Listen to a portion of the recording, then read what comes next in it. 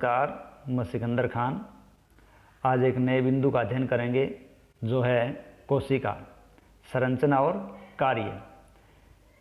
सबसे पहले देखते हैं कोशिका किसे कहते हैं। सजीवों के शरीर की मूलभूत संरचनात्मक और कार्यात्मक इकाई को कोशिका कहते हैं। ये सजीव के शरीर की सबसे छोटी इकाई होती है।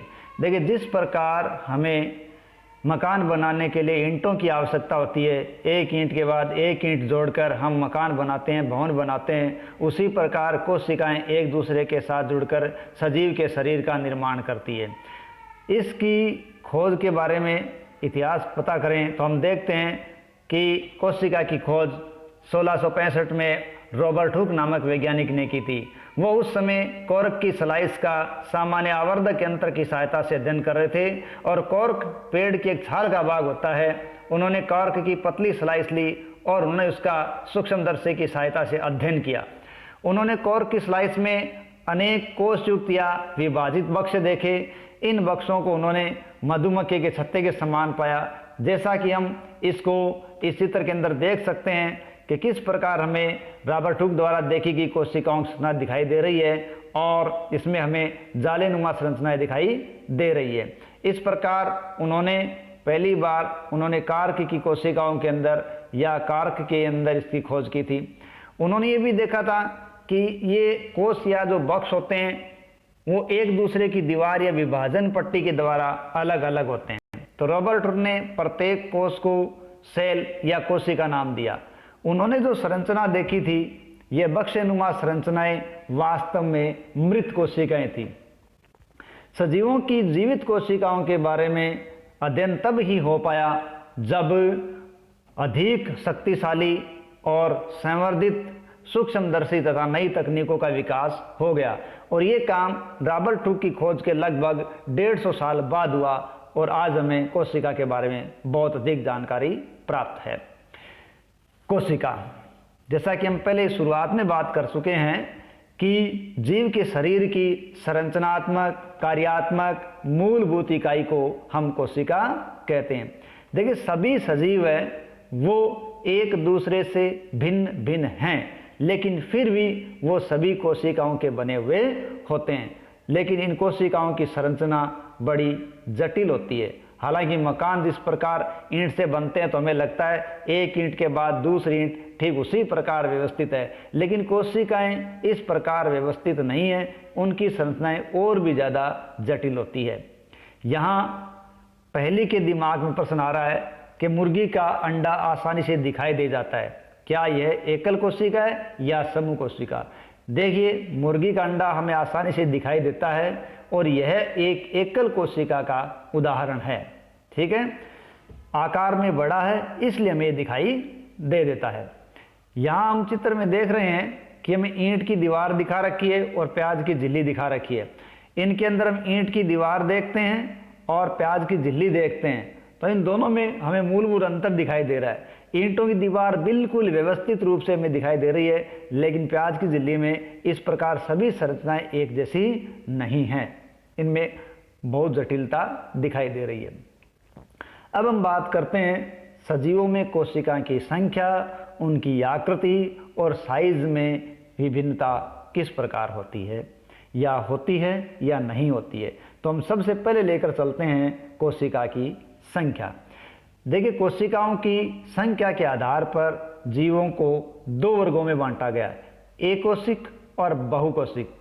ऐसे जीव जिनके शरीर में एक कोशिका होती है या जिनका शरीर एकल कोशिका का बना होता है वो एक कोशिक या यूनिसेलुलर जीव कहलाते हैं, जैसे अमीबा और पैरामीशियम। जबकि ऐसे जीव जिनका शरीर बहुत सारी कोशिकाओं से बना होता है वो बहुकोशिक जीव कहलाते हैं। बाकी जो जीव हैं अमीबा, युग्लिना, पैरामीशियम, ये छोटे छोटे जीव एक कोशिक है, लेकिन बाकी धरती पे जो जीव अपन देख रहे हैं वो लगभग बहुकोशिक ही जीव होते हैं। हमारे दिमाग में ये बात आ सकती है कि छोटे जीवों में जब कोशिका की संख्या एक ही होती है या कम होती है तो क्या बड़े जीवों की तरह ये अपना काम कर सकते हैं? बिल्कुल। देखिए, बड़े जीव हैं जैसे हाथी है, मनुष्य है, भरा हुआ या फला फूला वृक्ष है, इनमें अरबों खरबों कोशिकाएं होती है। और ये अरबों खरबों कोशिका वाले सजीव हैं, जो क्रियाएं करते हैं वो सभी क्रियाएं एक कोशिका जीव भी कर सकते हैं। ऐसा नहीं है कि वो ऐसा नहीं कर पाते। हमें ये जानकर आश्चर्य होता है कि अरबों कोशिका वाले जीवों का जीवन यापन एक कोशिका से ही प्रारंभ होता है, और वो एक कोशिका है निषेचित अंडा। निषेचित अंडा गुणन करता है तथा वृद्धि और परिवर्तन के साथ साथ वो अपनी कोशिकाओं की संख्या बढ़ा देता है, और जीव के शरीर के अंदर अनेक अरबों खरबों कोशिकाएं हो जाती है। एक अरब में 100 करोड़ होते हैं, 1 करोड़ में 100 लाख होते हैं। तो हम ये बात कर चुके हैं, चाहे वो एक कोशिक जीव हो चाहे वो बहुकोशिक जीव हो, अपनी सभी शारीरिक क्रियाएं वो करता है। जैसे हम उदाहरण के तौर पर एक कोशिक जीव अमीबा की बात करें तो अमीबा, ये देखिए अनियमित आकार का जीवी अमीबा है, ठीक है। ये सभी कोशिका, ये सभी क्रियाओं को करता है। अमीबा भोजन का अंतर्ग्रहण भी करता है, भोजन को पचाता भी है, श्वसन करता है, अपने पचाए हुए भोजन को उत्सर्जित कर देता है, वृद्धि और प्रजनन करता है। कहने का मतलब है एक कोशिक जीव होने के बावजूद भी ये बहुकोशिक जीवों के अंदर संपादित होने वाली लगभग सभी क्रियाओं को संपादित करता है। फर्क इतना है, बहुकोशिक जीवों में ये सभी कार्य विशिष्ट कोशिकाओं के समूह द्वारा संपादित किए जाते हैं, और कोशिकाओं का यह समूह उत्तक कहलाता है, और उत्तक मिलकर अंगों का निर्माण करते हैं। देखिए, जीव का शरीर है वो एक निश्चित क्रम में निर्मित होता है। सबसे पहले कोशिका, और कोशिकाओं से उत्तक, उत्तकों से अंग, अंग से तंत्र, और अनेक तंत्रों से शरीर का निर्माण होता है।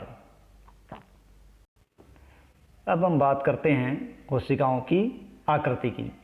देखिए, कोशिकाएं सामान्यतः गोल, चपटी गोल, लंबी, अलग अलग प्रकार की होती हैं।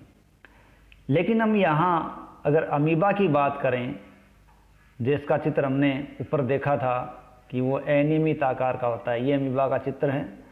अगर हम अमीबा की कोशिका की बात करें तो अमीबा की आकृति अनियमित होती है। कैसी होती है? अनियमित। अमीबा की आकृति अनियमित है, इसकी कोई सुनिश्चित आकृति नहीं है, ये बार बार अपनी आकृति को बदलता रहता है।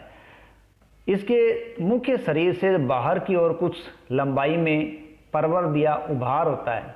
ये जो परवर्ध उभरे हुए होते हैं, उन परवर्ध को हम पादाब कहते हैं। ये पादाब अमीबा के लिए बहुत ही आवश्यक है, क्योंकि ये पादाब अमीबा को गति कराने के लिए और भोजन ग्रहण करने के लिए बहुत ही आवश्यक कार्य करते हैं, या अमीबा के लिए बहुत ही जरूरी है। इसलिए इनके पादाब है वो बनते और बिगड़ते रहते हैं, ठीक है।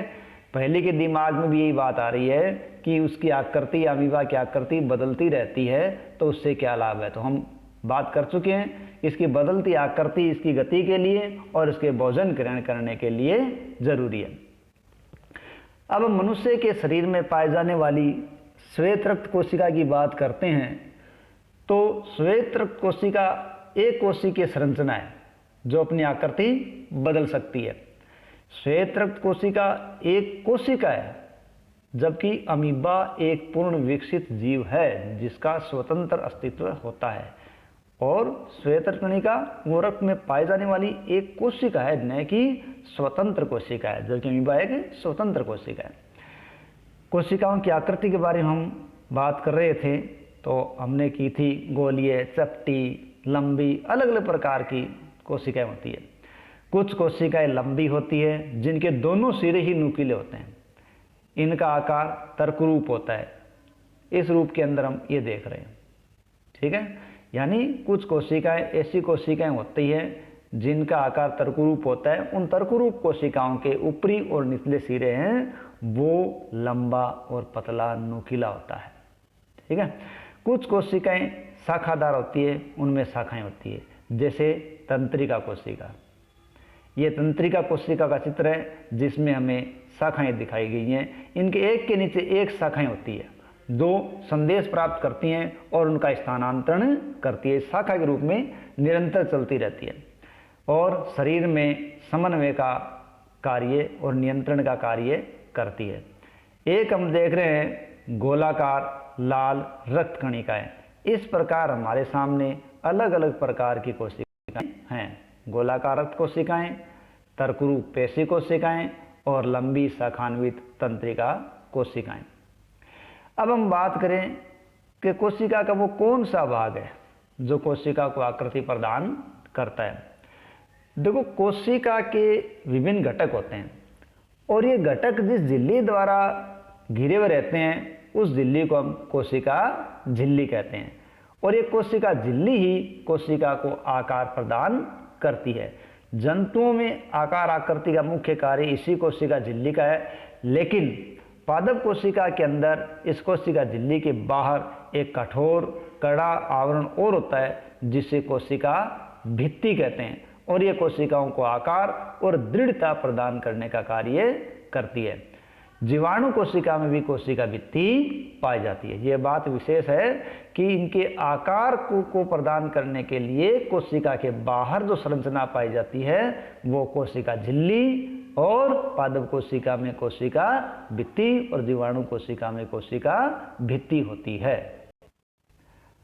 अब हम बात करते हैं कोशिका के साइज की। सजीवों में जो कोशिका है उनकी साइज अलग अलग होती है।